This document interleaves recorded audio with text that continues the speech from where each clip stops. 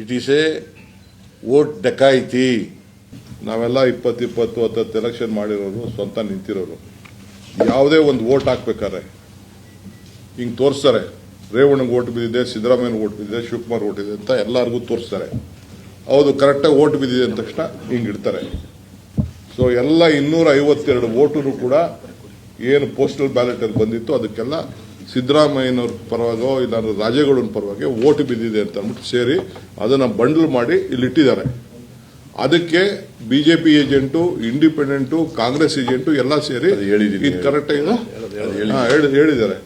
ಅದಾದ ಮೇಲೆ ತೆಗೆದುಕೊಂಡು ಅವ್ರು ಯಾರನ್ನ ಒಬ್ಬರು ಅಡ್ಜಸ್ಟ್ಮೆಂಟ್ ಮಾಡಿಕೊಂಡು ತಗೊಂಡು ಆ ಬಂಡ್ಲಿಗೆಲ್ಲ 2ನೇ ವೋಟ್ನ ಮಾರ್ಕ್ ಮಾಡಿಬಿಟ್ಟು ಅಂತಂದ್ರೆ ಏನು ನೋಡ್ಕೊಂಡು ಸುಮ್ಮನೆ ಕೂತ್ಕೊಳ್ಳೋಕ್ಕಾಗ್ತದ? ಇವಿಎಂ ಸರಿ ಇಲ್ಲ ಅಂತ ನಾನು ಹೇಳಲೇ ಇಲ್ಲ. ಇವಿಎಂ ಮಾಡಿದ್ದಾರೆ ಅಂತಲ್ಲ, ಆಮೇಲೆ ತಿದ್ದಿರೋದು. ಪೋಸ್ಟಲ್ ಬ್ಯಾಲೆಟ್ ಗೆಲ್ಲರು ಇವಿಎಂ ಮಾಡಕ್ಕಾಯ್ತೈತೆ? ಸುಮ್ಮನೆ ಯಾರಿಗೋ ಕೇಳ್ದಂಗೆ ಕೇಳ್ತಾ ಇದ್ರಲ್ಲ ನೀವು. ನನ್ನನ್ನು ಈ ಪರ್ಟಿಕ್ಯುಲರ್ ಕೇಸ್ನಲ್ಲಿ ತಿದ್ದಿರತಕ್ಕಂಥದ್ದು ಕ್ರಿಮಿನಲ್ ಆಕ್ಷನ್, ಕ್ರಿಮಿನಲ್ ಕಾನ್ಸ್ಪಿರಸಿ. ಅವರು ಜೀವರಾಜು ಕ್ಯಾಂಡಿಡೇಟು ಅವ್ರು ಸೇರ್ಕೊಂಡು, ಸರ್ಕಾರ ಸೇರ್ಕೊಂಡು ಮಾಡಿರ್ತಕ್ಕಂಥದ್ದು. It's a criminal conspiracy. It is a vote ಡಕಾಯಿತಿ.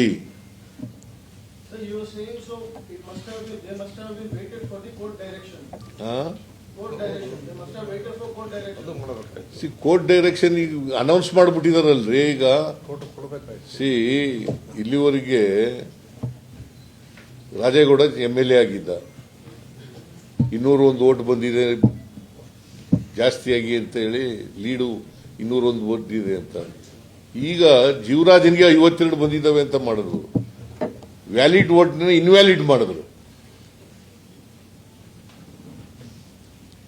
Invalid ಮಾಡಿದವ್ರು ಯಾರು? ಜೀವರಾಜ ಮತ್ತೆ ಸಿಬ್ಬಂದಿ. ಅವರು ಕೌಂಟಿಂಗ್ ಆದ ತಕ್ಷಣನೇ ಮಾಡಿಬಿಟ್ಟಿದ್ದಾರೆ. Otherwise you would not have filed the petition for the recounting, particularly for the same thing. ಬರೀ ಅದಕ್ಕೆ ಮಾತ್ರ ರೀಕೌಂಟ್ ಆಗಬೇಕು.